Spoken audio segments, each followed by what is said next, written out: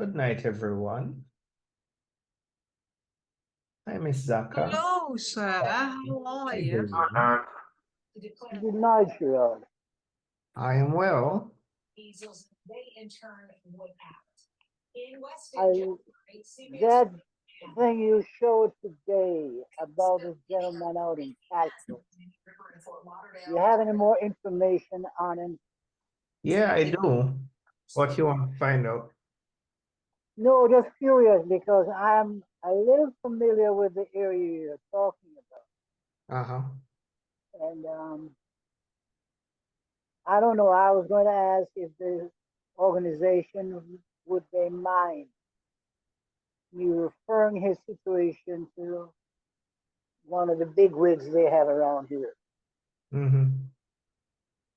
But I wouldn't do that because, as I said, um, I don't know, I just need permission basically Yeah, before I so could do things. yeah, I think he needs help, and he was very happy when I reached out to him. So anything that you can do, I can give you his contact information. So Hmm. he's basically 80 years old, retired mason carpenter, lives on a plot of land which was subdivided into three, and he has one of those divisions. Now, the house is on a plot that's not his, but his plot is right adjacent. And his plot is available in case someone like Food for the Poor wants to build him a house from scratch. So he has Hmm. the rights to a piece of property where a house can be built. Um, his he has four kids and at least three grandkids. Um, One of his sons lives in a small house on the land as well. I think that is a concrete structure, but from my observation, that seemed like a one-bedroom house, and he has wife with baby in hand and two other kids. So at least three kids and two adults living in that house. So he has family close by. Um, but I'm not sure how he got into this situation. I guess, just general poverty and that kind of stuff. Circumstances. Yeah, and circumstances, yeah. Mhm. Okay. I want to mention this to a friend of mine. He actually is my cousin here in the what do you call it? Oh, shucks. In the parish council, Uh-huh. and see what he can do. Okay. What I'll do for Usually, when, uh-huh. go ahead. Go ahead, Vital. No, I'm saying usually when I try to get him to help somebody, regardless, and I'm not playing politics now or anything. I don't, regardless of who it is, Mm-hmm. he reaches out and helps. Oh, wonderful. So Wonderful. I don't know, what the situation could be with him, but Mm-hmm. I can give it a try. Okay. What I'll If you do could, is that I can send you his contact information. So if your friend okay, wants to give him a call, so I'll send it to you via WhatsApp. okay, and His he name is has he has 10K. communication by phone. So Yeah, man, he has phone. okay, good. Yes, phone. I have his number and I have his son's number. All right. As I said, ain't nothing beats a failure but a try. Not exactly so.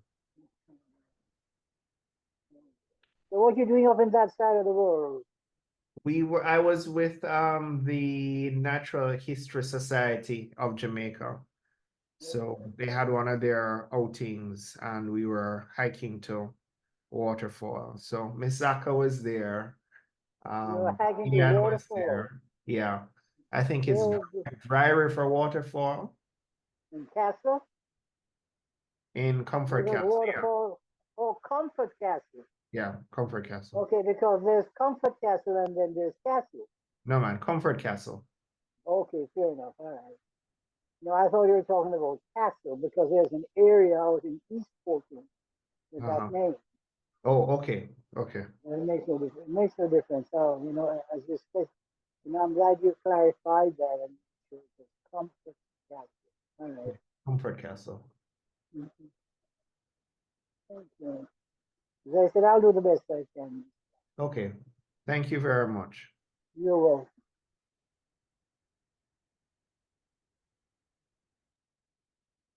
Doc, was there water at the waterfall when you went up there? Oh, yes, it was lovely. It was amazing. It's Oh, been a while. really? I haven't been up there in quite a while. Yeah. And with the drought that we've been having in the early part of of this year and a lot of of the last year, I don't know. But I haven't been up there in a while. Uh-huh. No, it was lovely. You walked about a mile Um, or less? maybe about a mile. It took us about 40 minutes. So the first part was uphill. It was a Right. little muddy. And then we went downhill. It, the way they had described the hike before, I thought it was going to be a real strenuous thing, but it really wasn't. Oh, And so, well, my daughter was there, 10-year-old, right. and she handled it quite fine. Mm-hmm. But I think mine was a little disappointing. what what happened on your hike? We got to halfway up the hill and then the truck had to stop. So we got off the truck and we walked for about a mile to a place called Ambassador. It is one of the places I was recommending for the club at one time. It's But a campsite. it was disappointing to find that the place was ruined. Like, Rundown. Haven't kept it up.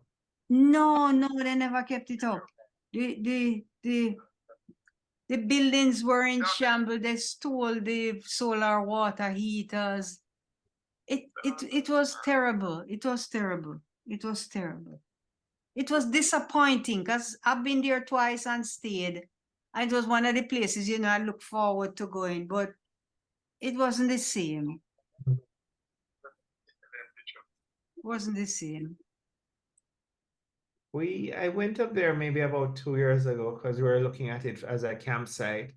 And at that point in time, they were closed, but they were considering reopening. So some of the things that you described in terms of it being a little rundown and that kind of stuff. But the way you describe it, it sounds even worse No, than nobody can stay there. Nobody can stay there. The Okay. woman who used to run the place, Lynette Wilkes, she died. Then her son took it over and he never kept it up. Okay. And all of that was put up by some grant from the US, Wow. We're trying to help farmers and to kind of establish an ecotourism situation in the Blue Mountains. But they just never worked. Never worked at all. But it was a good day overall. We stopped on the way back and did some pictures along the river. Okay. So it wasn't bad. We see Trisha. Trisha is here. I haven't seen Trisha at a meeting for a while. Hi, Trisha. It ain't that bad. I only missed the last meeting. I've been to the others before. Okay. You mean like since year kind of thing? Oh, sincere, man. Only sincere. Oh, that's wonderful, Trisha. Nice to see you. Good.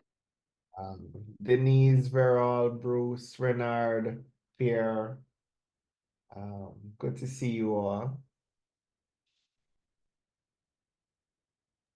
Good to see everybody. So, Bruce, you're gonna have to tell us about this drone flying thing, How is it going? Well, it's quite exciting. I spent quite a bit of time learning to fly because most of the stories I got from you experienced persons was that it's not a question of if you crash, it's a question of when you crash.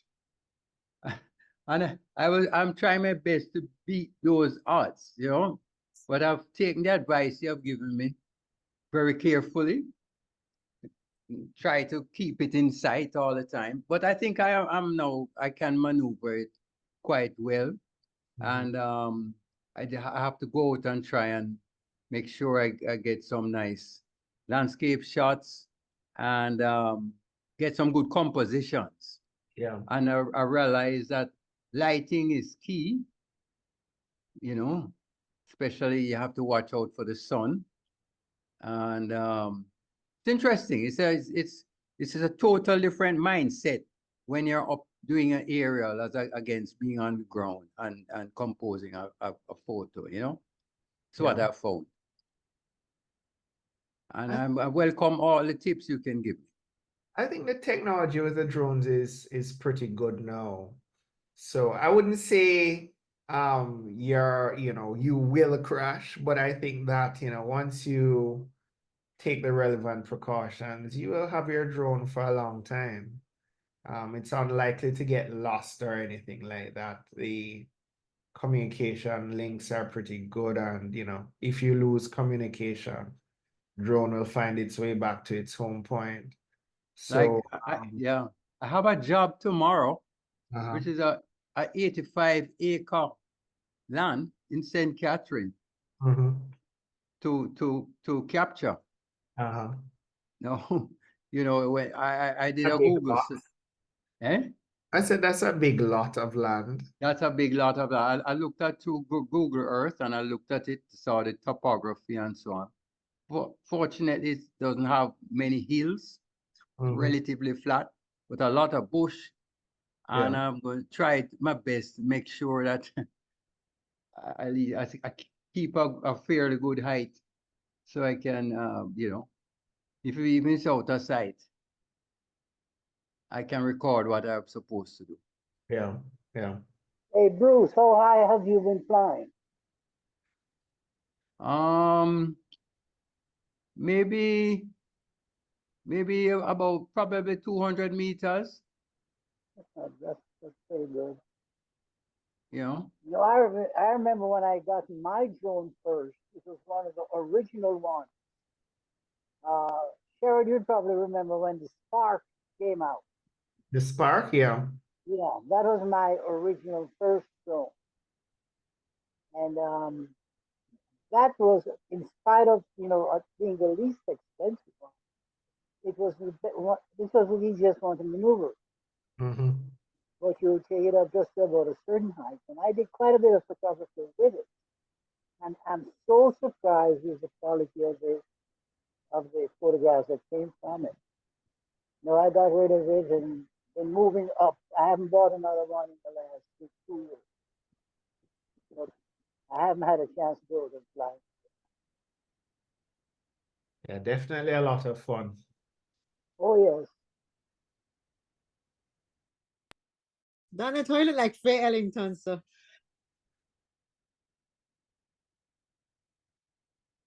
You're muted, Donald.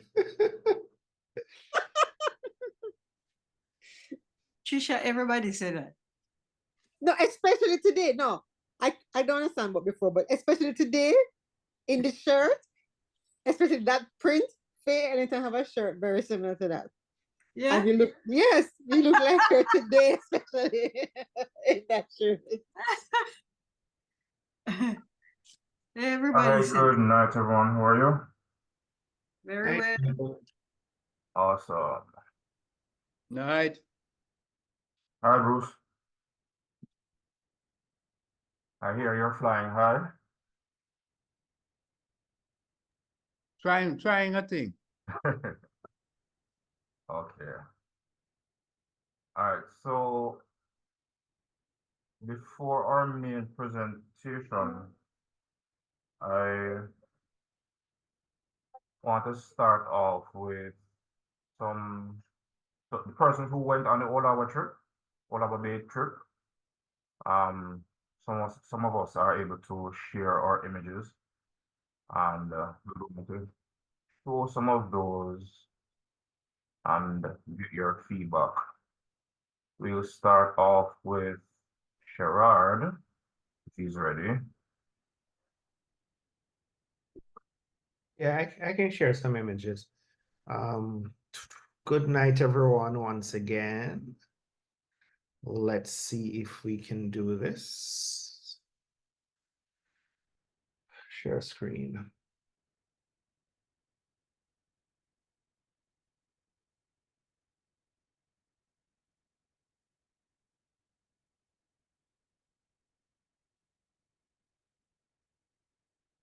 Can you guys see my screen?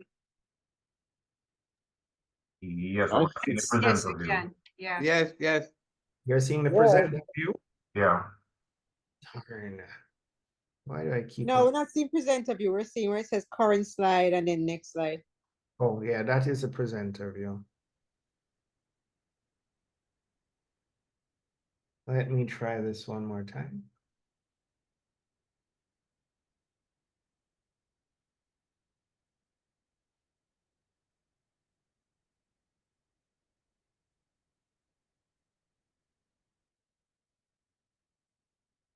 Okay, still seeing presenter view? No, this is it now. Okay, fabulous. Okay, we went to Old Harbour Bay Fishing Village. Is it now 2 weeks now? Yeah, 2 weeks ago. It was a small group, small intimate group. There was Sherry-Ann, Belinda, Angela, Ian, Dwayne, myself. Am I missing out anybody?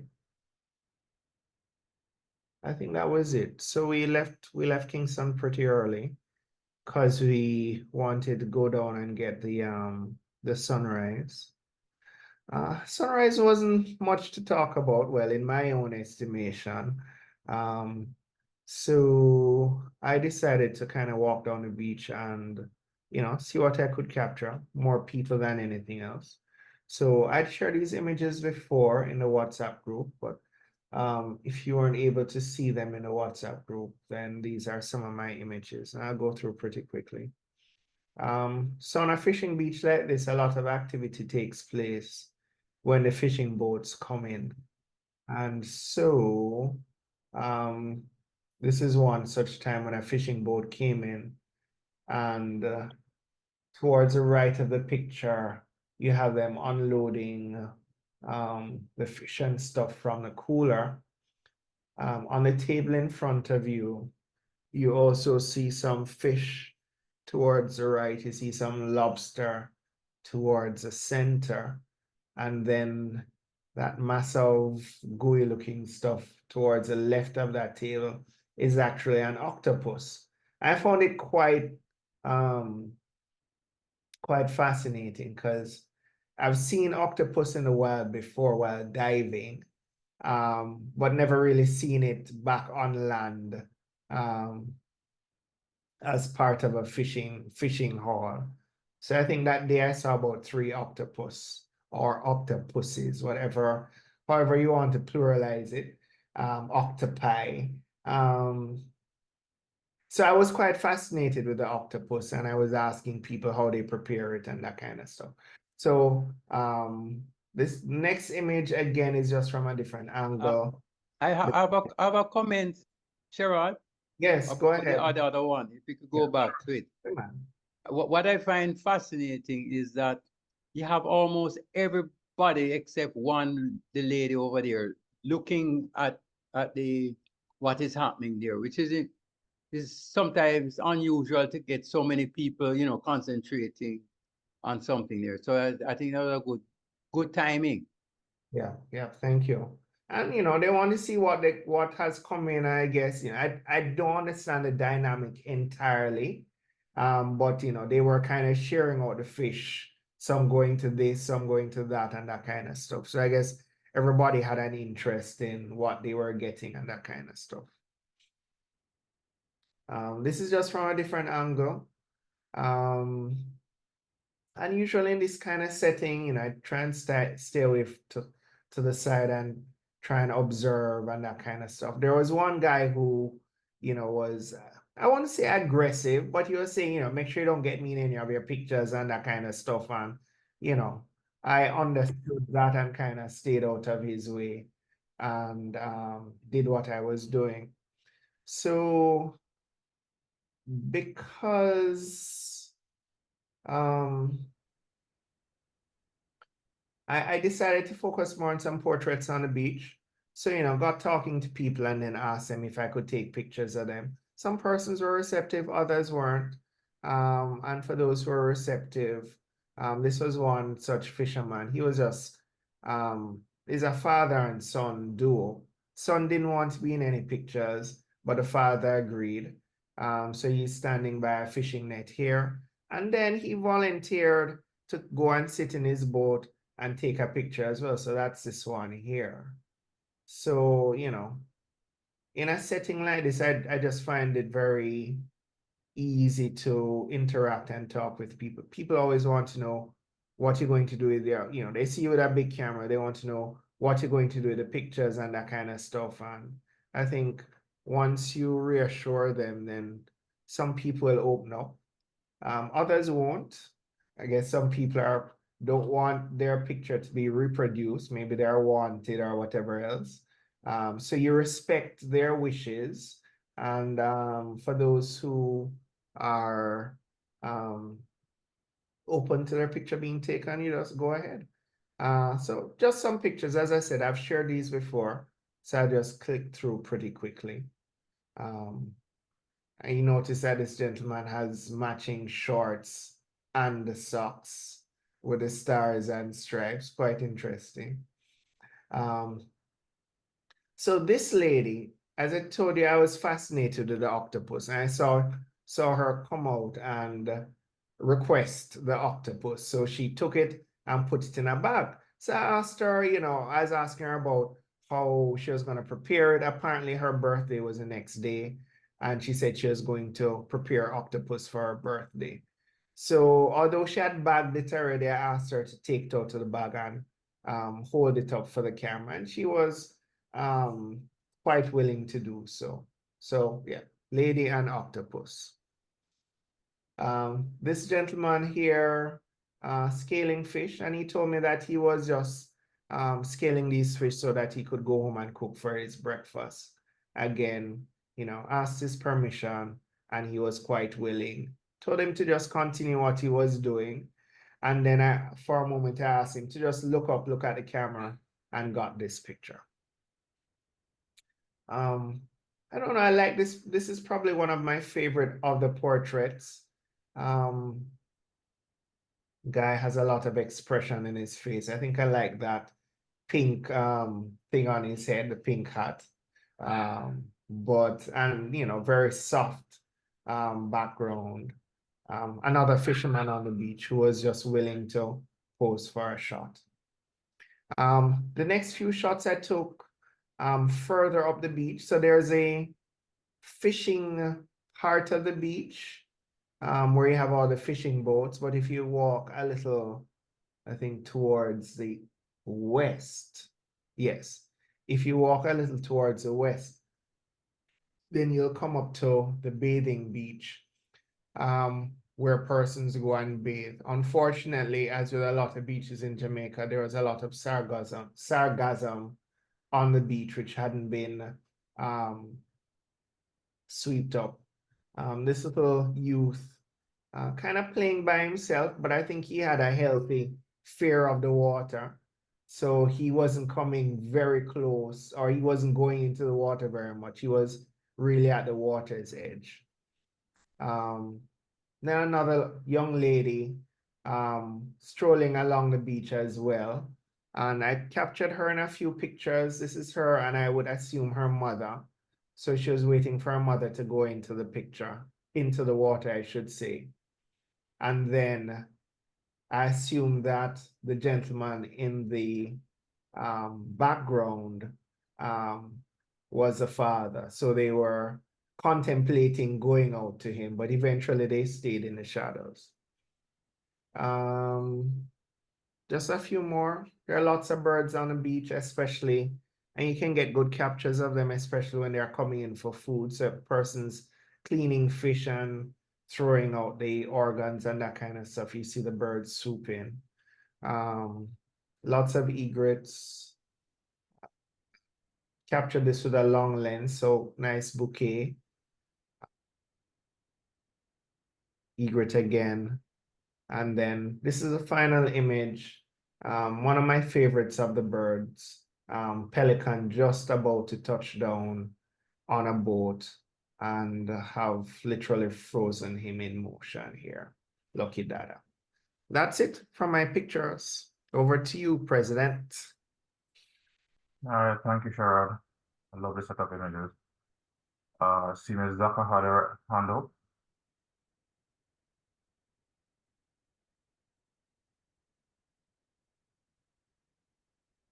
No? She's Yeah, muted. I was hoping to see Oh. pictures from the wetlands. Did you guys went over to the wetlands? The wetlands were dry. Oh, So you had a walk over there. we went over there and it was very dry. We'd have had to walk quite a Oh, bit, okay, quite some okay. distance, to get to where the water was. So doing a nice floor drones for a little bit and then we left there. But Okay. it was pretty dry. Mm-hmm. We also went to the church as well, and some persons may have the church in their images, but yeah, I chose not to share any of those. Okay. Nice. Dick is asking, this was Mhm. Old Harbour Bay, Jik.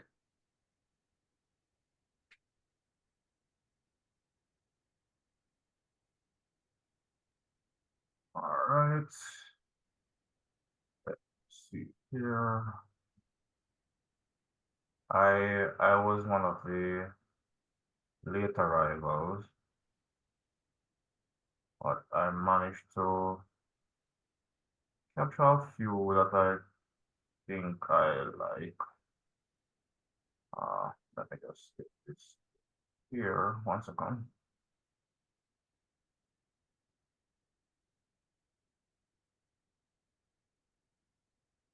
Is my screen visible? Yes, we Yes. can see. Okay. But mine might not be in the order that we traveled.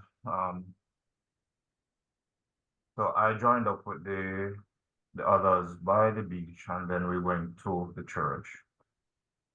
So I managed to grab some group photos with the team and the church. This is the Old Harbour Bay Anglican Church. Mm-hmm. Clean.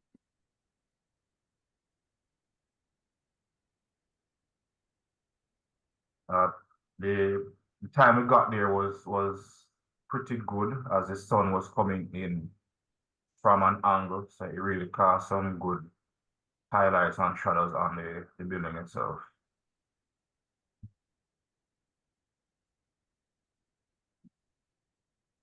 By the beach, I tried to capture some of the landscapes and birds while I was there, trying to find interesting composition.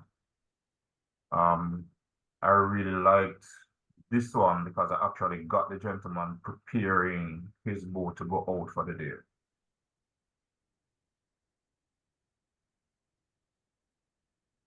Here, try to create a dramatic scene from the boats and the clouds in this one. The black and white conversion, trying to get a good balance of blacks through to whites. This one, similar image of the boats, but notice the birds were flocking in because just out of frame, a young man was doing some cleaning of fishes. So that brought on the birds and allowed me to capture some motion in this scene. This one, just a few gulls chilling at the bow of this boat.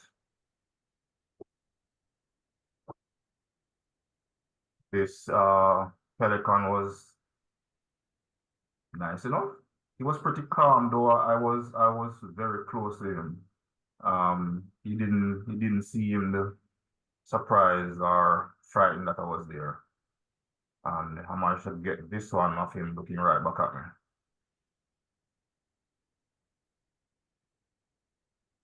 The same goes from another angle.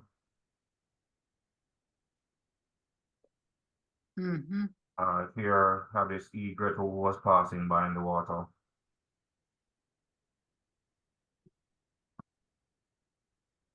This pelican and egret were on the boat. I tried to find an interesting way to frame them, so I decided to scoop this between these two boats to create a frame, as well as with the depth of field that sends your eye directly to the pelican.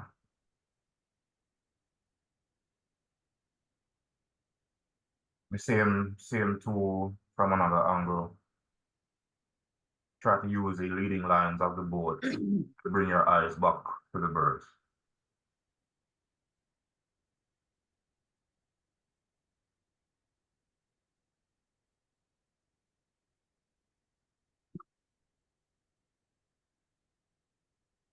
Here, these were just two boats out in the sea. I waited quite a while to get a shot with these birds who were flying by. This one was the best of the set.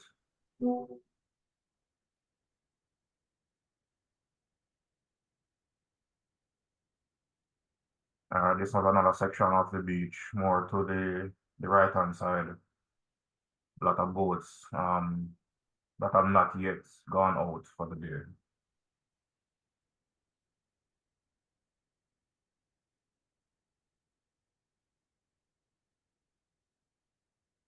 I found this little shack quite interesting because of the artwork, and especially the door where it says "I'm for the spenders only."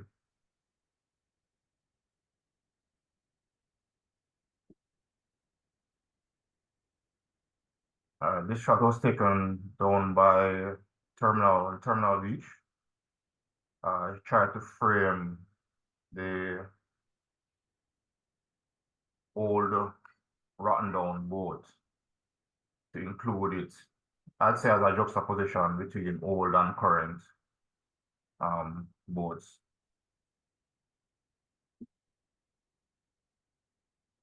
This little boy was sitting by the shore. Thought it was interesting, especially this shot capturing the boats in the background. Maybe one of the boats that it had fallen off.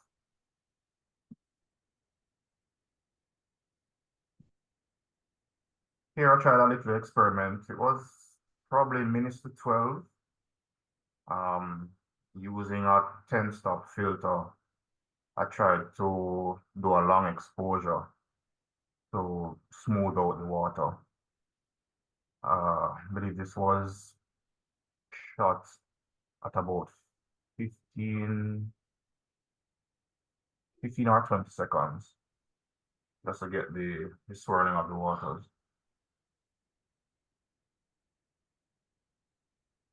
This is one of the shots from the flatlands. As was mentioned, it was very dry, but I like the leading line of where water would have settled and let it sway out to the sea. All right, that's it for me. If you have any feedback, suggestions, I'm open to them. You used a lot of narrow depth of field. There are some cases, for example, with the orange buoy on the sand, and then the boat in the background was out of focus. I would have made that boat sharper to just create a relationship between what's on the shore and the boat. The idea is very nice. Okay. All right, thanks much. It would probably give the feeling that this is lost and it has no bearing to the ship that is in the background. I guess that's one way of seeing it. But you master narrow depth of field. Not a bad idea. Thank you.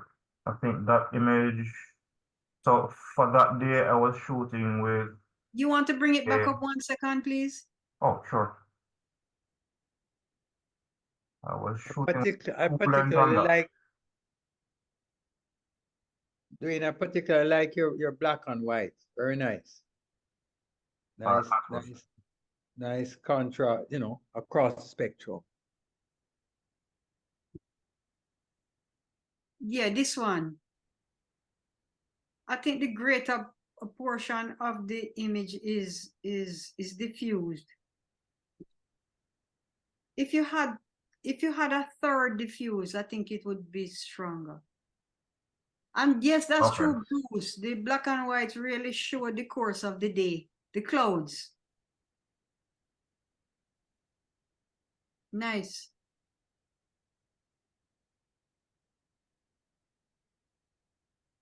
All right, hey, is that Dwayne? Yes, Dwayne. That's the logo. Can you go back to that photo that Ms. Zach was talking about? Sure. Actually, go back to that next one. This one? No, this one right here. Mhm. This, for me, because of the shallow depth of field, it works very well. Mhm. For the next one, can you go back to the next one now? I think what would have been great here is, as Ms. Zaka said, if it had a deep depth of field, but also I think what would have made this image a lot more desirable is if you had used a wider focal length, because I'm assuming this is a telephoto lens that you used there based on the compression. Yeah, it was a 100 macro. Yeah, I can tell based on the compression. I think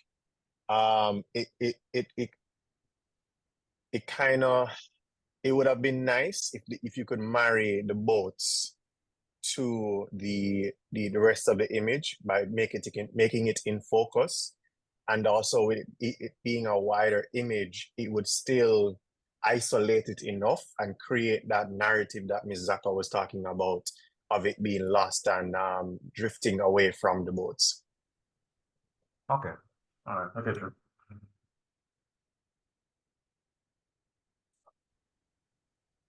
Oh, I want to leave a positive. Sorry. I think the body of work was really good. I liked the black and whites. I did not get to speak on charade stuff. I just want to speak real quickly. Charade, really nice stuff as well. I didn't get to see the full extent of what you showed because I came late. Apologies for me being late. The one that stood out to me the most, charade, was the one with the pelican landing. That was a very skillful shot for me. That's it for me. Mhm. Thanks, Rick. Thanks, Jake. Right. Any other comments, feedback?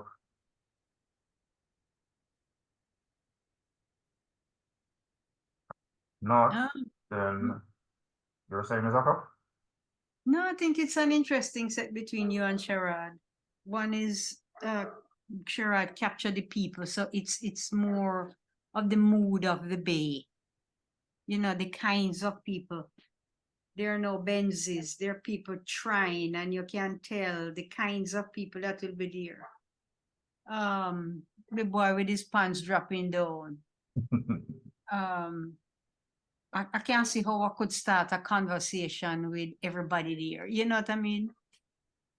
You can feel the people, you feel the mood of the morning. That was very good.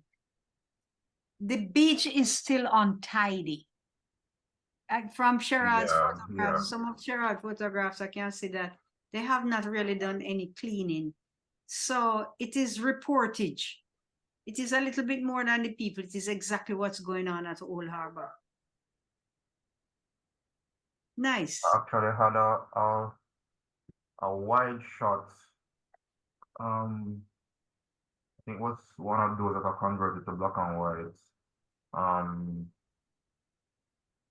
let me see if I can find it. And it really showed the state of the beach. This one, I believe. All right, let me just share this quickly.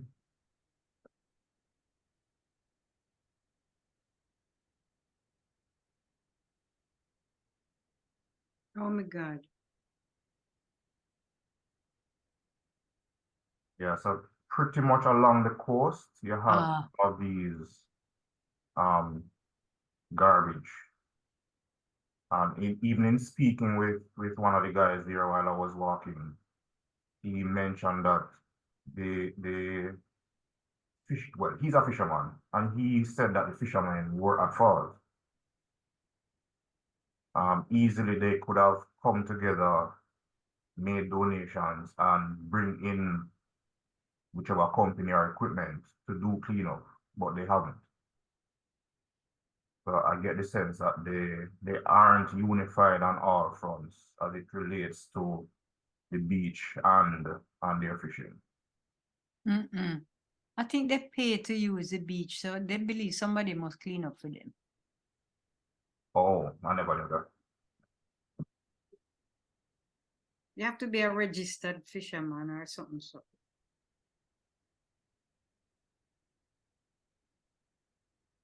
All right, if there are no other comments, then we can ask Jake to step forward with his presentation to us this evening on the spirit of music. I never get to go to the field trip, but I'll bring the field trip to you guys. All right, let me try this thing now. All right. Give me a second.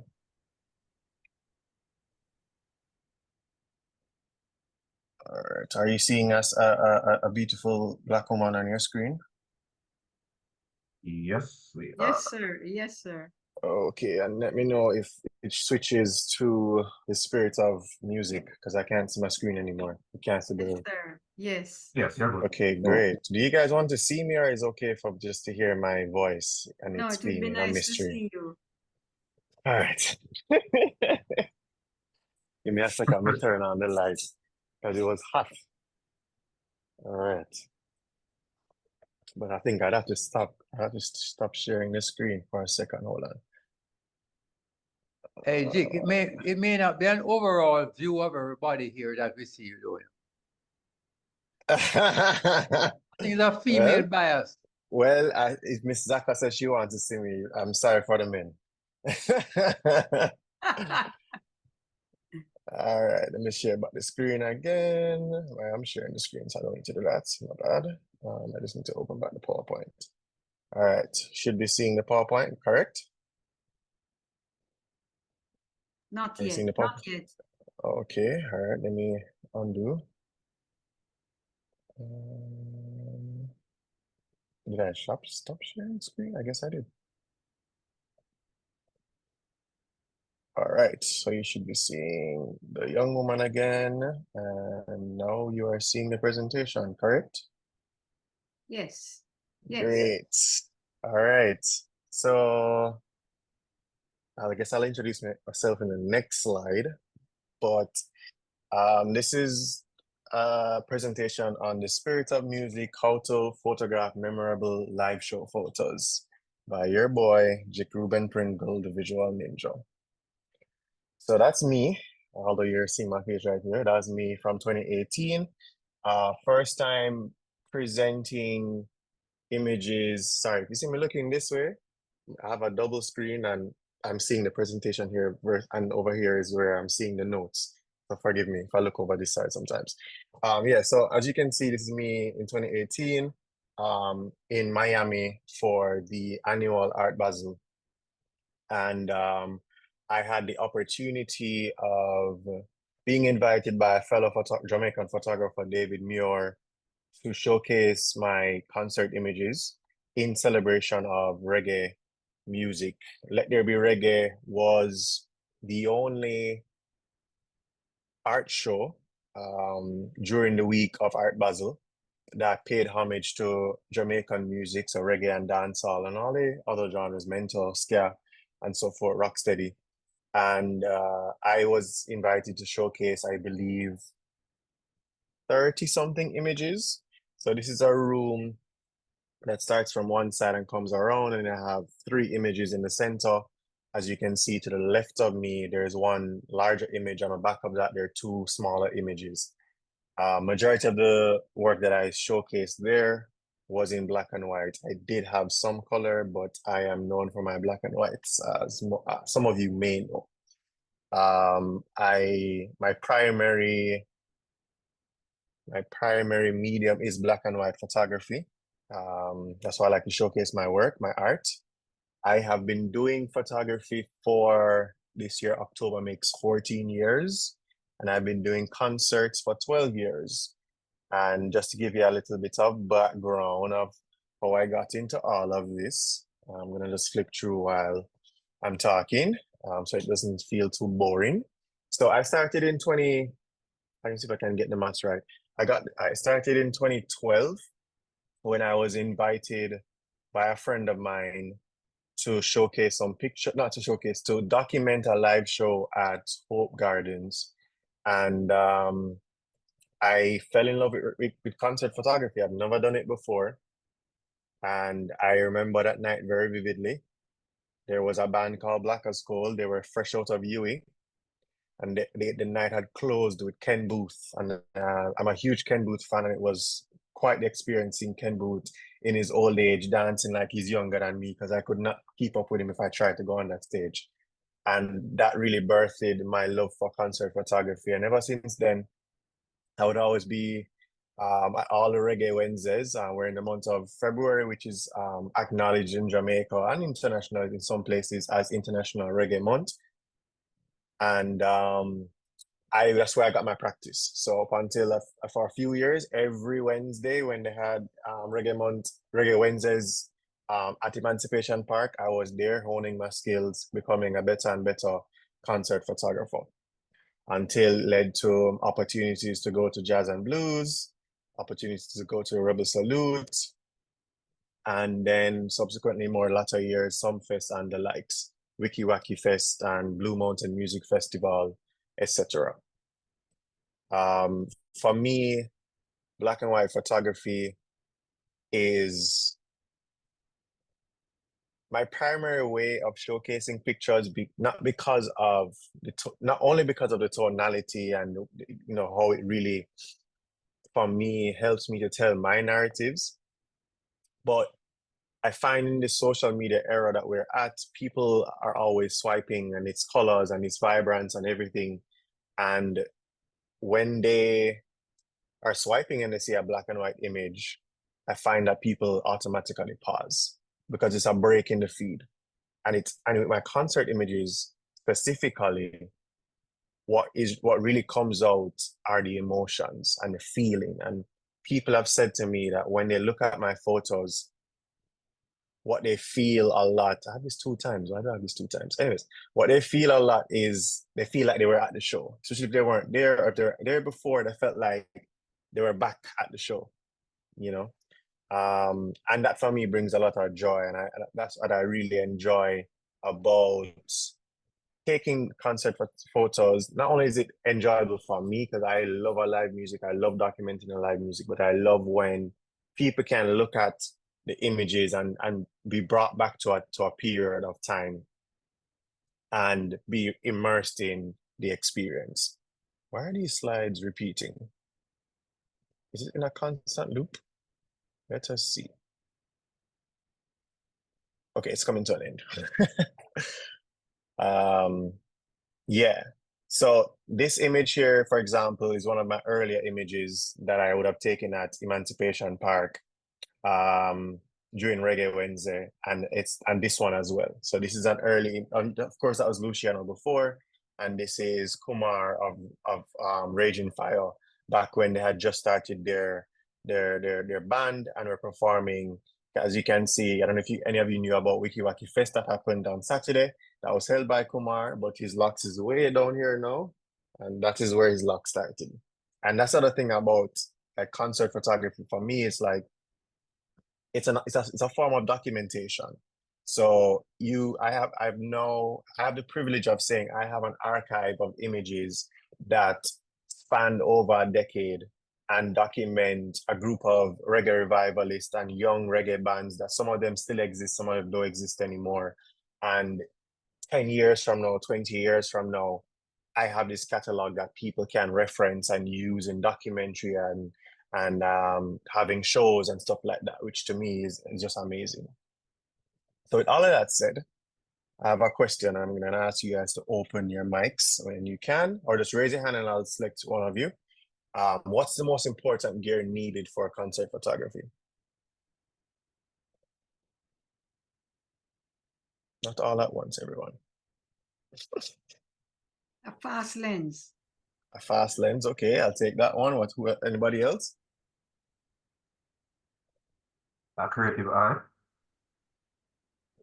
Correct, continue. That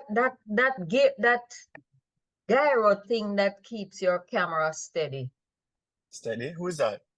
Denise. Denise, okay, yes. Well, that's for video, not necessarily for photography, but if we're doing video of a concert, for sure. Anybody else? Last person? I think she's thinking of a monopod. No, man, she's talking about a steady cam. No, I was actually talking about that steady thing. Like That thing that holds your A gimbal. Gimbal, yeah. that gimbal. Thanks the word. Thank Yeah. you, thank you. well, But from my point of Saka- view, Jik, I would say earplugs. earplugs, okay. Not a bad answer. Not a bad answer at all. You definitely need those. Because I've definitely been up to some speakers and it was booming. Someone had accurately said what I was looking for, which is your creative item. No answer was wrong there. Definitely need a fast lens. Depending on what time or what type of concert you're photographing. You definitely need a monopod, especially if you're using longer lenses and you're going to be there all night. If you're doing video, you definitely need a gimbal to stabilize that footage. And but the most important thing, the most critical thing out of everything that was listed is your creative eye. And there's actually something I want to ask you guys. Did anybody notice that some of those pictures were taken with a phone? No. Nope. And that is why, that's the point. The creative eye is the most important tool, because once you hone your eye and you build the experience and you know what you're looking for and how to document when's the right time to take the picture, it doesn't matter if you have a crappy lens, a slow lens, a fast lens, an old camera, a film camera, the latest camera with the highest ISO that you can take. It doesn't matter what equipment you have in front of you. Once you have that creative eye, as grainy as that picture may be, as pixelated as that picture may be, if the composition is right, if the emotions are right, if the moment is captured in the right way, people will gravitate towards it. And that's really what I want to bring home at the end of my presentation. It's just that it's the eye, it's the experience and all these things that come in. But we're here to also talk about the technicality. So what are some of the common gears that you need? You need a high ISO performing camera. So anything that can go up to over 2000 ISO without giving you a lot of noise, which should be separated from grain. So noise and grain are two different things if you didn't know. Noise is when you have those color pixels, this is some small pixels with magenta and green and blue. When you look into the dark or the blacks in the picture, you don't want that. What you want, however, is green. And you can either choose a high ISO that gives you the green, or you can add the grain in post. I'm a boy, I love my little grain. So even if it's in the picture from the get-go, I'll always add back grain to it. A telephoto lens is also good to have, or a zoom lens, and I have a list of a few here. So you have the 24-70, which is a nice mid-range lens. It gives you a little bit of wideness and a little bit of closeness. Great if you're documenting a smaller stage, like for example, let's see, like Reggae Wednesdays, when it was at Emancipation Park, that would have been a great lens for that. You have the 70 to 200, which is a little bit pricier, but is getting a little bit more reach. And now you can zoom in and get some detail shots. You have your 300 and 400. Of course, that means that you're gonna have to be way back where the lighting guy is, or you're getting ultra like detail shots.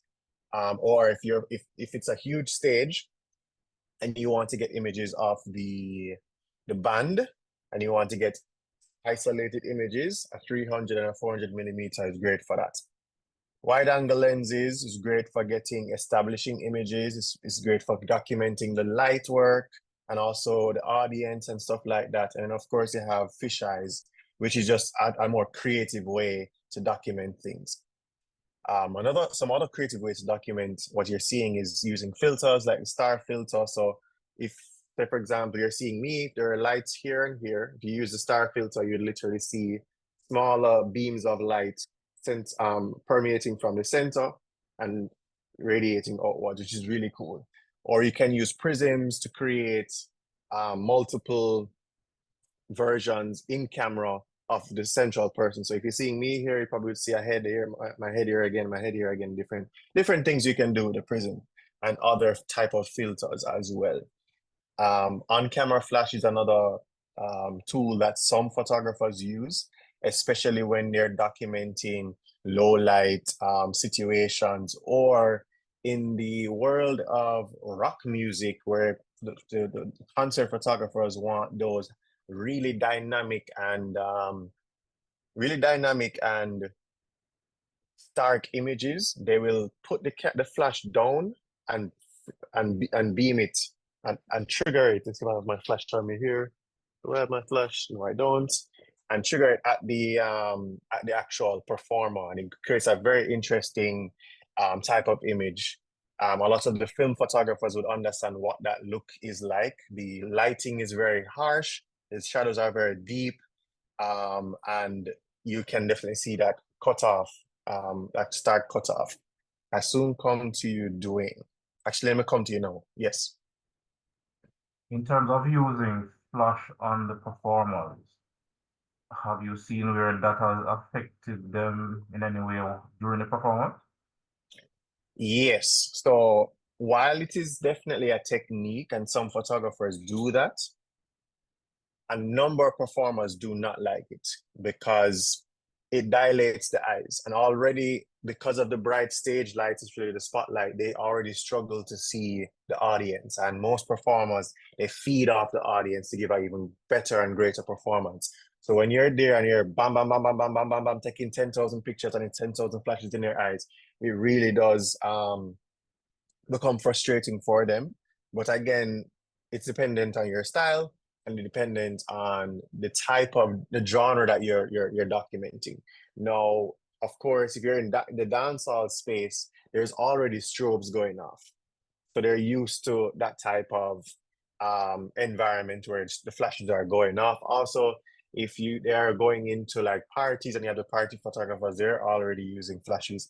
But for me, I prefer not to use a flash. I also find it very frustrating to work with photographers alongside photographers that are using flash, because sometimes there will be moments when I take a picture and they trigger the flash and it creates, my camera accidentally catches their flash.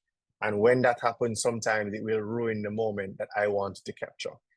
I'm going to take two more questions and I'm going to pause you guys until the very end. Denise. Well, Jik, tell us which phone you used to take those pictures. Not yet. All right, okay. Bruce, it's Toy. Yeah, Jake, are you going to discuss later where you prefer to position yourself, or where's the best place to be to get these pictures?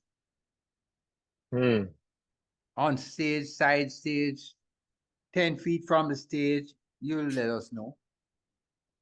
That's a hard one to answer. And it's a hard one to answer because it's very subjective. It's very subjective based on the type of stage, the type of performers, the type of stage, the type of lighting, the type of performer that I'm documenting, and also the type of clearance that I have. I can tell you this, and this is probably the only thing I can give you a certain answer for, is if majority of the photographers are center stage, I'm not there.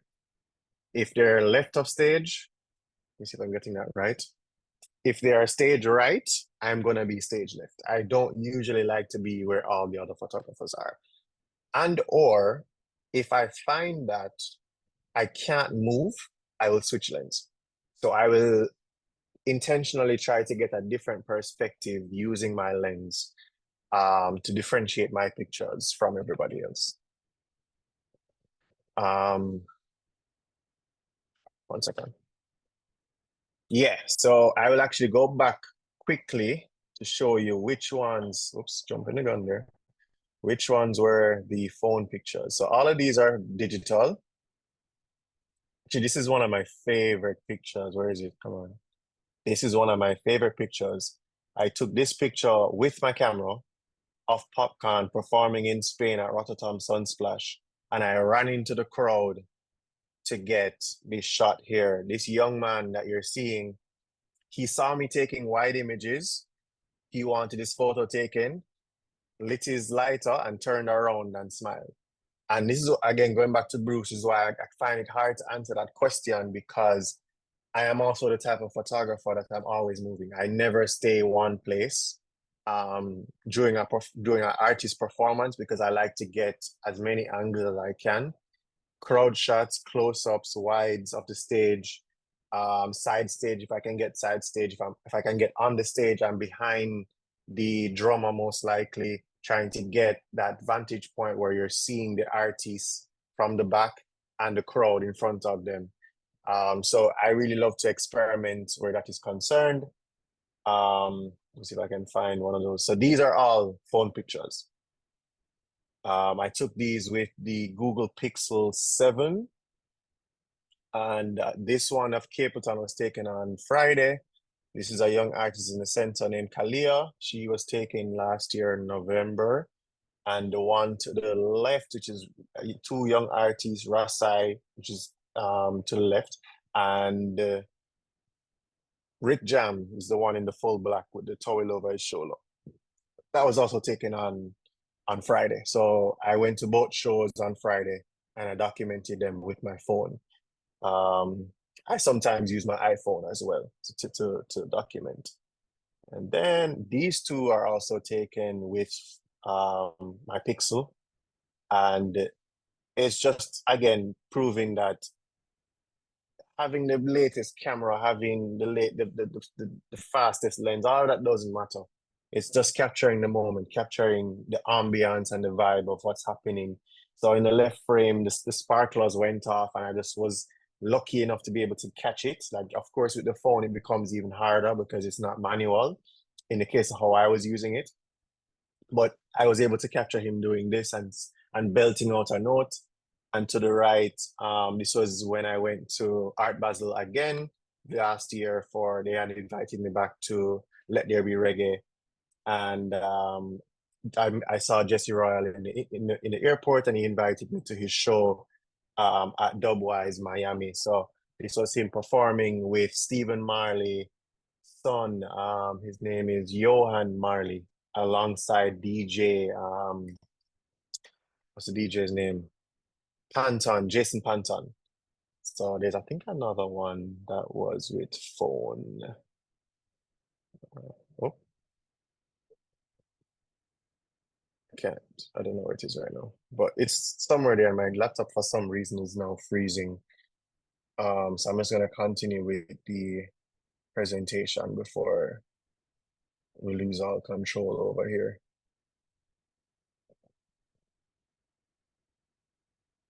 Give me a few, guys. We are glitching. I'm gonna turn my camera off real quick. Can I? I don't think I can from here. Yes, I can. Stop the video. Okay.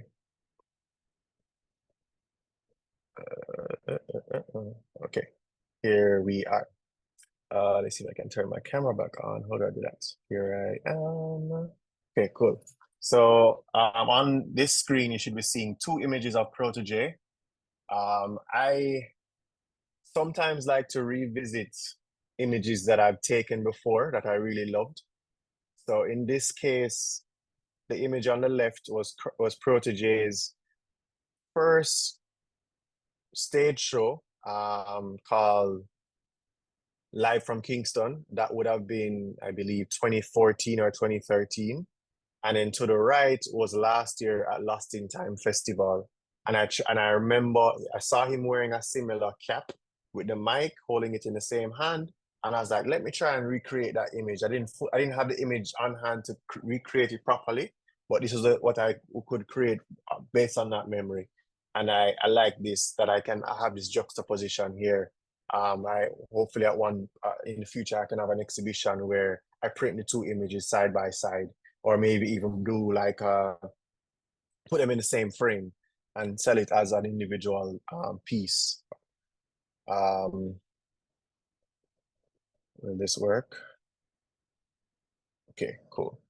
Here's another one, just kind of showing, you know,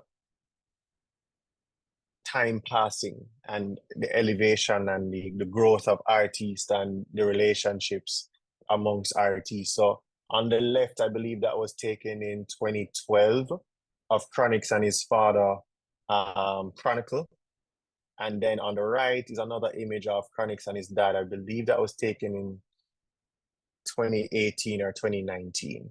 I did present these two pictures in 2018. So I definitely, this was 2017 to be exact, because these were showcased at Art Basel in 2018.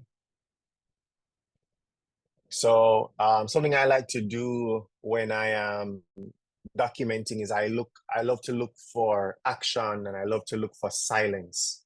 Yes, because like even though it's a live show, there's the guitar and the drums and the bass and the singer making a ton of noise and music.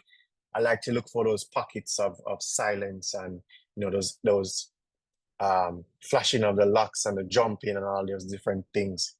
So here I have 3 shots of Chronix in 3 different forms, I'd like to say. So you have here capturing him belting a note. Second image in the center is him skanking. And then the third image is him almost like in awe, because I believe at this point of the show, everybody was singing the song with him. So he had stopped to just listen to people sing with him, you know, almost like feeling godlike, you know. I think that's the moment I wanted to capture here, is him looking like a young messiah, even though that might sound very blasphemous to some people. And then, you know, like capturing the silence and just how in certain poses. So for example, this is a dancer, her name is Nani, and she was doing more like modern contemporary type dancing to a performance by a band that is no longer in existence, Pentatush. They're Edna Manley formed band. And then we have to the right, we have Lady Saw. At the time, she was referring to herself as Minister Marion Hall. This was at Sumfest, I believe. And she was just, you know, caught her in that moment. As you can see, the lights in the background, the colored lights, and the you're seeing some flares off of the white lights as well. And it's really freezing this moment in time. This is one of my favorite images, and Miss Zaka always asks me, Jik, oh, you love shadows, so? I love putting the people in silhouettes, and it's one of the things I haven't done it in a very long time, Miss Zaka, but this is one of my memorable shots of that. This is a photo of Major Lazer. So to the left, you can barely see him, but there's a sliver of light hitting Diplo. He has a flag, but the real moment is of Walchify, which is to the right of the frame. And he's looking out to the crowds, and I really loved the lights and shadows that was taking place here. And even though this image was taken in color, I could see before I even took the image how great it would be in black and white. The lighting itself, as you can see, there's no light on Walchi nor Diplo, really, no frontal light, no spotlight, and it cast them in a deep shadow, silhouetting them, and I really loved it.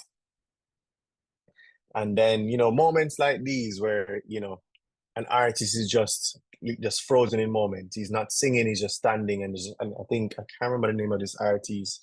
And it's disrespectful that I can't remember. He's a veteran dancehall artist. Wow, can't remember right now. But I really enjoy his performance. He came out in full pink, which was very interesting for a dancehall artist, especially an older dancehall artist, to come out in showing, I guess you're showcasing that, you know, you can wear pink and still be macho and still be manly and still put on a really good show. And this was a brief moment where he paused. It was like a split second. It was a split second. It wasn't there for any long duration. Just a split second, I took this image, and it became for me, a very iconic portrait with how the light is hitting his face, and it's the vibrancy of the pink in his attire. So, hello? Someone said mackerel. Mackerel? Yeah, the artist. I'll look at the chat. Yeah, I believe so. Major mackerel or something like that? Is that how it is, or just mackerel? I think it's major mackerel. Major mackerel. Major mackerel. Mm-hmm. Thank you very much, Beryl. Yeah, so last year, because of my experience, because of how I document, I was special requested to come and document Lost in Time Festival. A bit of a point of interest. I had actually retired from shooting concerts, photographing concerts, and a virgin of mine, Yannick Reed, he said, Jik, I'm pulling you out of retirement. I need you to document Lost in Time for me. To give you more context, Yannick Reed is Protoge's creative director / photographer / videographer and graphic designer. So he does most of the creative elements used to do most of the creative elements surrounding Protoge's early career into maybe the past few years. And when they decided that they were gonna keep this festival, he said he needed me so that he could focus on the other aspects of the festival. Thank you so much, Doris. Respect. Yes, so I'm gonna carry you guys through a few images of Lost in Time Festival. And again, going back to Bruce, as you can see, when you look at my pictures, there is no real angle or perspective really. And I jump between wide shots and like really tight shots. So let's get into it. So I love to capture action, as I said before. So these dynamic moments where the performer is dancing with their dancers and the band is in the background. If you even look behind the female dancer on the right, you can see the background vocalist also having a jam and a grand time. I love capturing moments like this where this is a part of performance where Leela brought on a dance group. I don't know what their name is, but they were really good. And they came out with their, they call it roach spray and lighters, and they were lighting up the space. And it was a really nice group moment. And I really enjoyed capturing that photo. This is Chiching Ching and an artist called Samorii. And this is just a nice little moment captured here between the two performers. So usually when I'm documenting and there's more than one person, I will definitely take images of each individual person, but I also love to get a nice dynamic group image as well to show that synergy and the cooperation between the two of them. And then going back to what I would have said before is a moment of silence and peace. Now, if you look at this picture, you'd think that there's no music being played, but there was definitely music being played. But this is Mortimer, and he's like, you know, really feeling the music. This was a very emotional song that he was performing, and he was just filled with gratitude being on the stage and performing for the audience. And I really love the light show that I believe the lighting director, Nadia, I believe she was the lighting director that night, had put on. with the fog and everything, really, you know, added to the ambience of this photograph here. Back again, you know, capturing the facial expressions, you know, the different dynamic moves and stuff like that of the performers. And, you know, moments like these where you have drum shots. This is tessellated on the left, and Lila Ike in a passionate, I guess, what do I call it now? Chant, or, you know, hitting a high note there. She was really feeling that song. Actually, she loved this picture so much, she has it up on her Instagram still from that show. What is also important is moments and details. So one of the things I want to say to you guys is, while you're there, you're just starting concert photography, it's very easy to go home with 2,000, 3,000, 6,000 images. I remember the first show I ever did at Reggae Wednesdays, I went home with 9,000 pictures. And that was because I wanted to capture every single moment, and I was not confident in my settings nor my gear. And there were so many performers, like it was maybe more than 15 people. And for each person, I probably went home with 500 pictures per person. But at some point, you start to slow down. And when you get more experience, you know what to look for.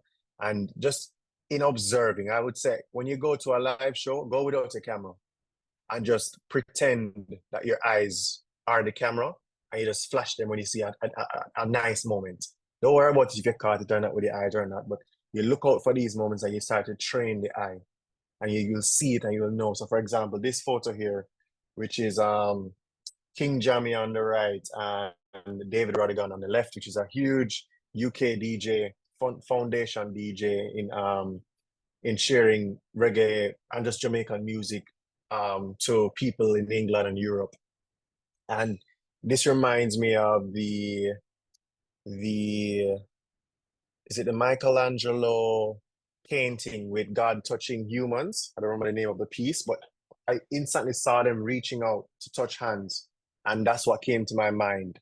And I took this photograph right before they actually touched. I didn't want to get the touch. I wanted to get the outreach of the both hands and the joy in their faces. And this is one of my favorite images from this event. I love to zoom in and capture details of outfits.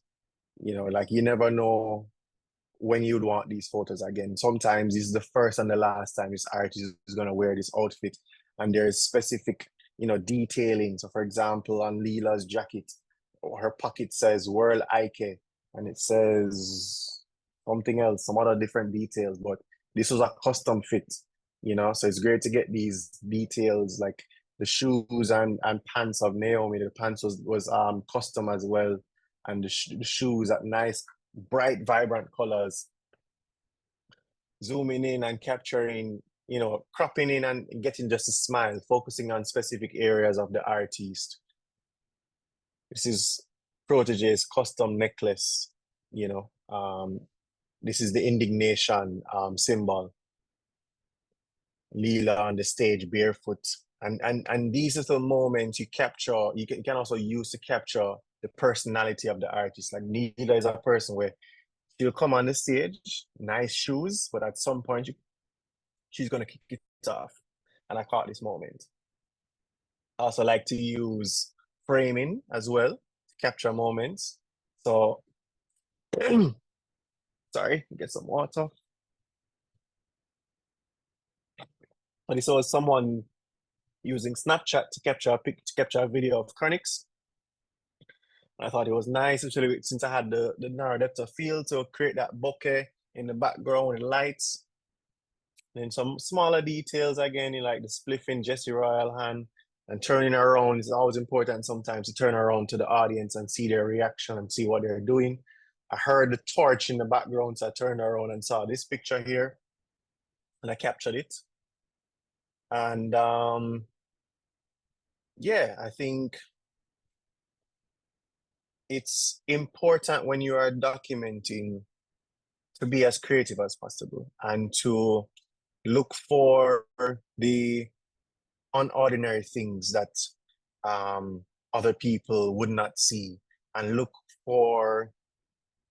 It's also good to even know the music, because if you know the music, you're able to anticipate when an artist is about to hit a particular note, and you might want to, depending on how, if you observe that artist, you might want to take the picture before they hit the note, after the note, or during the note, because it depends on how they sing. It might move from a this to a that to a this back again. So you want to just, experiment and go out and have fun. I think that's another important thing. Another important tool is to go out and have fun when you're doing concert, because the more fun you have while documenting is the better the images will be. Some of my best images is when I had the most fun just being there as a patron, not even just as a photographer, just being there as a patron. Yeah, thank you. That's really it.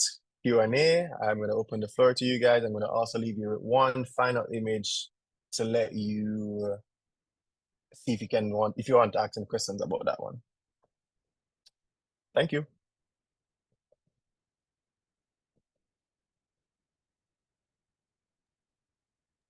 Jik, this is really, it's worth a lot of money. Thank you. This last image? No, your presentation. Okay. Yeah. Thank you. You're quite a good teacher. And I really love your work. I've learned, I love doing shows myself, but I haven't reached the standard that you are at here. And really learned a lot. One of the key things I see is your variety, of lenses, as you mentioned, and locations. Really nice work. And I never thought that black and white in a concert would be so impactful, and you really captured it. Well done. Thank you very much, Bruce. I truly appreciate those very kind words. Yes, actually I have a little bit of story to tell you. I remember when I first decided that I was going to do my concerts fully in black and white, because I started I started in color, and then I realized I found my love for black and white. And I remember wanting to start doing concerts in black and white. And I was very afraid, because Jamaican people do not like black and white images generally, like the general public. And they love color, they love the vibrancy. And I was talking to a fellow young photographer at the time. Let's see if I can remember her name, because I'm pretty sure she was taught by Donette Saka. Her name is Jodianne Robinson. Does that name ring a bell to you, Donette? Miss Zaka? I don't know if she that name, but anyways, she had started she and two other women photographers had started a little thing where they were covering events in black and white, and she had encouraged me. You remember her? Yes. Great. Yeah, she's responsible for me being the black and white concert photographer that I am right now, because I remember saying to her that I always wanted to do it, and I saw her at the event doing it, and she's like, Jik, don't let anybody stop you. You're the artist, do what you want to do, especially if they're not paying you. You do what you want to do and present the pictures how you want to present them. And I took that to heart, and I started just converting a few. Till eventually it was majority, till eventually it was all of them. And of course, Jamaicans being Jamaicans, they were like, oh, would love to see this in color. And I had other fellow photographers being like, oh, Jik, this picture is so good, but I'd love to see it in color. And I was like, well, sorry to hear, you're not going to see it in color. Artists would link me, and they'd be like, I really love this picture, you have it in color, I can get it. And I was like, well, if you're willing to pay for the image, I can give it to you in color. Otherwise, you're gonna take it in black and white. And I was very forceful and adamant that I was going to create a career where I was known for documenting live shows in black and white. And that's what people know me as right now, as the black and white concert photographer. I see some messages here. Do you still Gerard. shoot film? I do definitely still shoot film. I have one right behind me right now. It's out of focus, but I've not really, I have documented 1 and 2 concerts with film. However, film is expensive, and I now reserve my film for when I'm doing projects because I cannot afford film, especially since the pandemic. Because the film prices have just skyrocketed. Okay, let's respond to some of these messages. Sherrod, thank you very much. Veral, Denise, sorry, well prepared and presented. Jik, thank you so much. Veral, impressive body of work.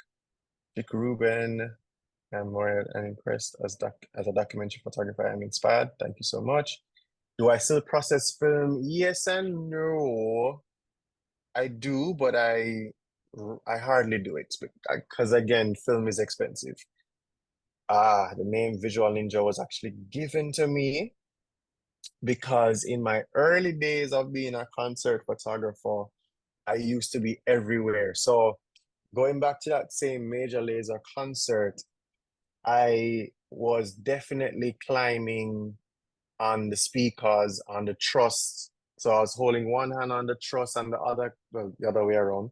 One hand on the truss and one hand on the camera and documenting. So I was known to be everywhere and disappearing while taking pictures. And so the name was presented to me by a friend, just like, oh, you're the visual ninja. And I was like, that accurately depicts how I work and how I am when I have a camera in front of me.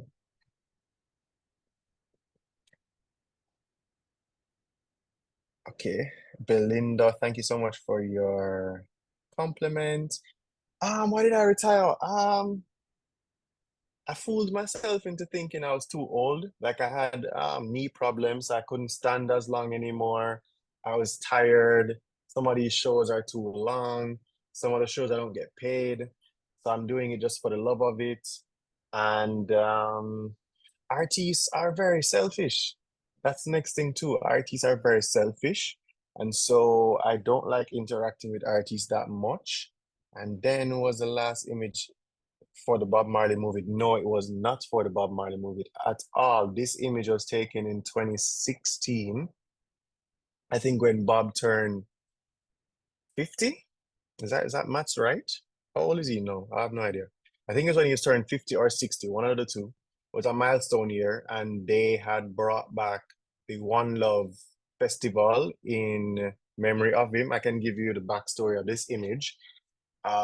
This image is probably the most intentional I've been about taking an image. So I was backstage, I was tired, and I went to sit down in the media tent, and I heard a voice, and I thought it was Bob. And I looked on the screen, and I saw this young man on the stage. His name is Skip Marley. He's Cedella Marley's son. And I found it quite interesting how much he looked like Bob, and also how they lit the stage and filled it with smoke to create this energy of like this ghostly effect is what they did. And I saw him performing. I did a blog post. You can go on my website and go to the blog section to see my full breakdown on images from this performance by Skip Marley. But he did a few of his grandfather's legendary songs. There were 3 women there that looked like the I3s. I have some images of that look like it's Bob and the I3s. This particular image, he was singing in a similar manner. And I saw him raise his hand, and I saw in the background that it looked exactly like the Bob image in the background, but I missed it. But based on the song that he was singing and the mood that he was in, I knew he would recreate it. And so I wanted a vantage point where I could get that, we call it leading line, and also that juxtaposition. So I went stage left, and I stood there with my camera. I had my 70-200 zoomed to whatever focal length, and I just stood there, and I was waiting for like 2 minutes. My hands got tired. I put the camera down, And as I put the camera down, the hand went back up again. And I was like, oh my God, I can't believe I just missed the shot. And then I said to him, of course, shouting, using my mind to his mind. And I was like, you're going to do the shot again. And this time I rested up against a fence that was there. And I got more comfortable, locked my elbows into my side and held the camera up to my eye. And I waited for like 5 minutes. No, it can't be 5 minutes, less than 5 minutes. It was like maybe 2 minutes for the image to be recreated. And boom, there it was. The difference between what I missed the second time and what I captured the third time is the second time the guitar was exactly in the same position that that Bob has the guitar. But this is one of my most iconic images.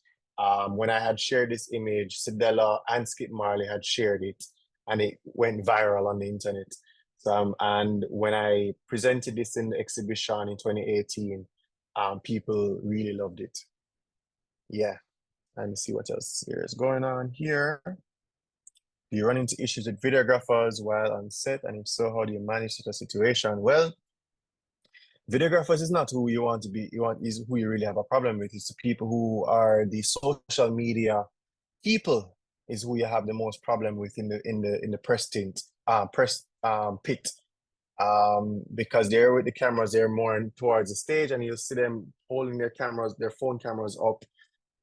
But I try not to make it bother me too much, because how I see it is it's a part of the show. And so I just saw one of the images I had. That was actually somebody doing content creation with their phone, and I used that as a way to create an image as well. So I try to adapt to the environment and the different disadvantages that are presented towards me. I am definitely doing portraits now. I've been doing portraits since 2014. So I primarily do portraits now. I also do concerts still, because I'm back in the concert world. I have Lost in Time Festival again this Saturday to document. So if you're there, you will see me running from the 2 stages with my camera or cameras, and I haven't decided what setup I want to do, because I might do one camera with the wide angle and one camera with the telephoto lens. Is that it? No, my advice for you now. Okay. My advice for you is you're young now, save these images very, very well. Save them by the name of the concerts and then the name of the performers. Because when you get to my age, every day you're going to be looking for photographs of somebody who has died. Yeah. I think every week I am here digging down the place, and I am advising you because I never did it well. I have to go back into these folders years and years and years to find out how much I have of this guy. Did I have him with the Prime Minister? Did I do this? Did I? So I am advising you now to just save them properly. Save them with dates. Save the closer dates in the same external drive or whichever way you save them, so you can find them. These people are going to want to have them in the event of death, or they're awarded something or another, but they're always going to need them to use commercially or just for the story. Yeah, I agree. I mean, you might not make anything of it, Mark. You might not make any money, but you have them. You have the lives.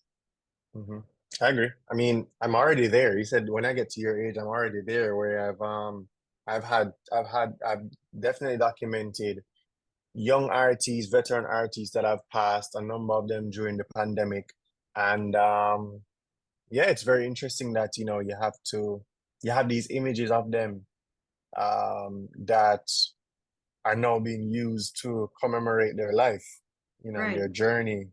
And I've had Third World use my image of Bunny Ruggs, and they credited me. I didn't know that they saw my images actually. So that's the next thing. Like, you never know when that picture will pop up, because people see certain images and they hold on to them for different. They see value in it for different purposes. And as you say that, I actually have a print here I want to show you guys. See if I can actually. How do I take off Yeah. So this is an image here of Suede, and in the bottom here you have Tony Rebel, but Suede just bought one of these prints from me. This picture was taken at Ibo Cooper. We're not seeing it though. We're not seeing it. All right. You not see my, let me stop sharing. Can you see it now? Yeah.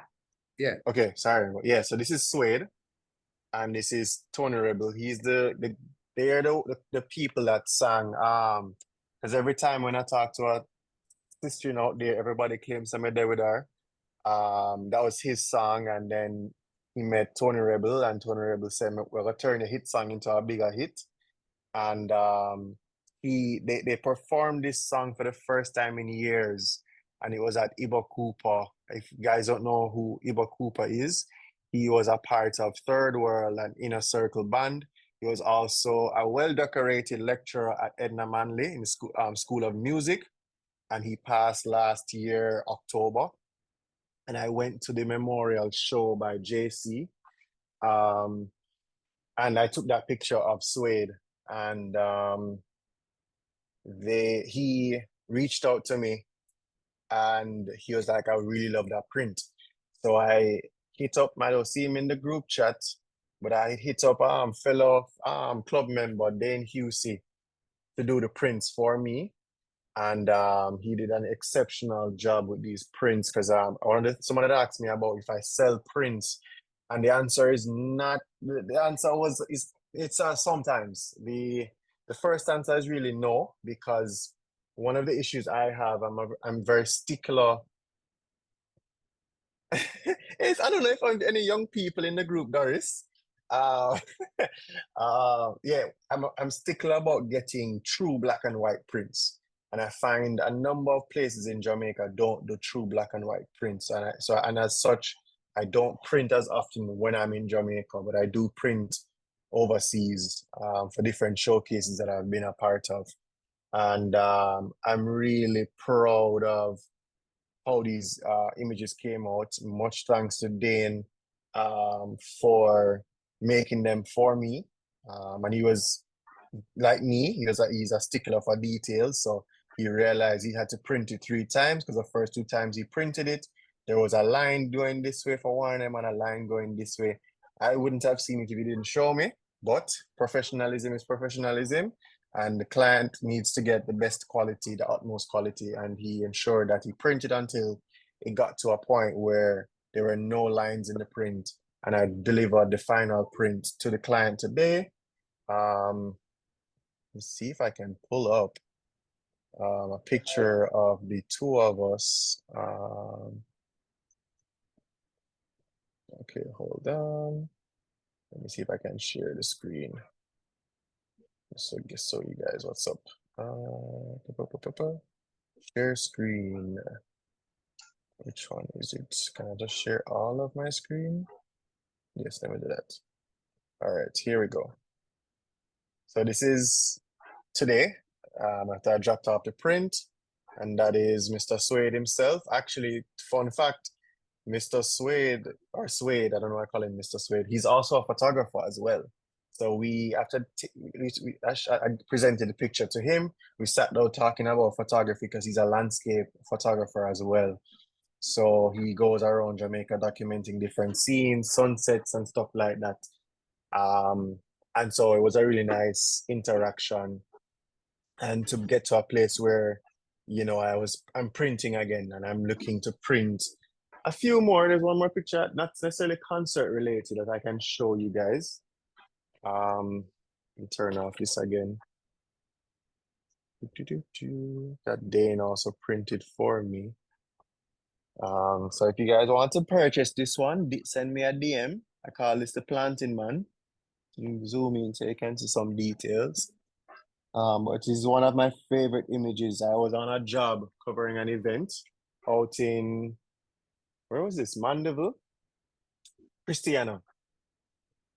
And I saw this man, because the school is on like the top of the hill.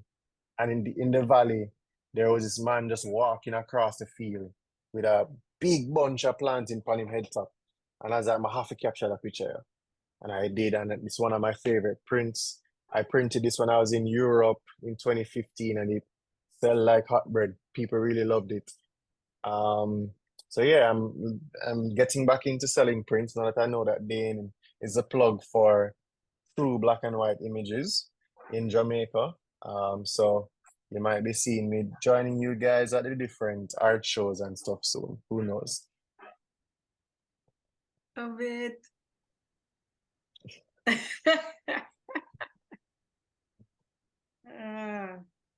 I remember when you processed your first roll of black and white. Oh, that was a moment with Gianni and yourself. Thanks for teaching me how to do that. I really appreciate it.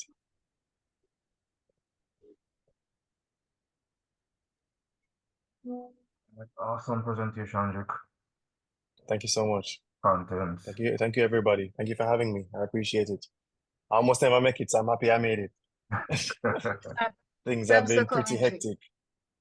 Yeah, because apart from also being a photographer, I'm also Savannah's road manager. So Savannah is performing on the show, and I've been to and from rehearsals, dance rehearsal, band rehearsal, interviews. So it's been a pretty busy 2 weeks. So I'm happy that I was able to make it. I came straight from the rehearsal in all the traffic. I had to make it on time. But here I am.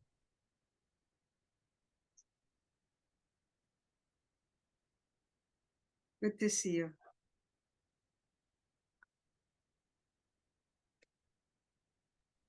Thank you so much, everybody.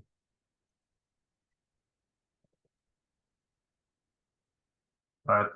Yeah. Thanks again, Jik. Love the presentation. A wealth of knowledge shared, and it also shows the passion that you have for the genre. I must say the most interesting part of how you compose, or the compositions that you shared, was the details.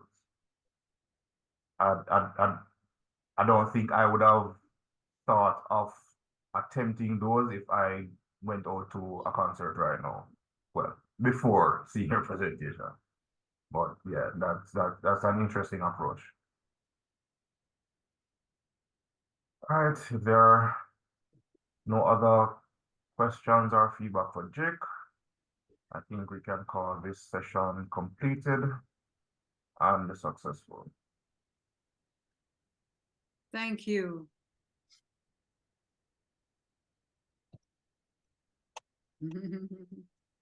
All right, guys. Thanks for joining us, and we'll see you at our next session. Yeah, All thanks, right, take care, everyone. Thanks very And much, thank everyone. you, Veral. Thanks. I'd love to see those images of Savannah. So if you could send me a message on Instagram or email or something, I'd love to see those pictures. All right, peace. Okay, good night. All right, good night, everyone. Night, night.